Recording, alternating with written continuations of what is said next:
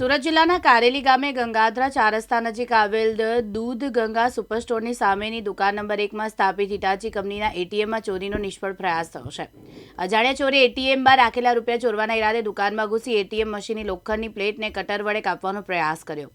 જો કે ATM machine તૂટ્યું ન હતું અને ચોર નિષ્ફળ રહીને ઘટના સ્થળેથી નાસી ગયો હતો। આ ઘટના અંગે પલસાણા પોલીસ મથકે 22 મે 2025ના રોજ રાત્રે 11:05 વાગે સંજયકુમાર હમીરસિંહ દેસાઈએ ફરિયાદ નોંધાવી છે। પોલીસ સબ ઇન્સ્પેક્ટર SD ગોવાડિયાએ આ મામલે વધુ તપાસ હાથ ધરી છે। પોલીસ ઘટના સ્થળની આસપાસના સીસીટીવી ફૂટેજ અને અન્ય 2 પુરાવાની તપાસ કરી રહી છે, જેથી આરોપીની ઓળખ કરી તેની ધરપકડ કરી શકાય। આ હિટાચીનું એટીએમ હું રન કરું છું ગંગાધરા ચાર રસ્તા ઉપર। પરમ દિવસે રાતના ચોરો આવેલા 3 જેટલા ઈસમો હતા, જેમણે આ એટીએમ તોડવાનો પ્રયત્ન કરેલો છે।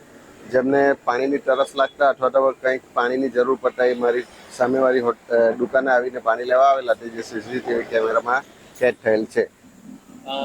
શું કેટલું ગયું છે ને પોલીસ ના, કશું નુકસાન નથી થયું, પોલીસ ફરિયાદ કરેલી છે, પરંતુ જે હિટાચી ડેમેજ થયું છે તેમાં 1.5 થી 2 લાખ રૂપિયા જેટલું અંદાજે નુકસાન છે।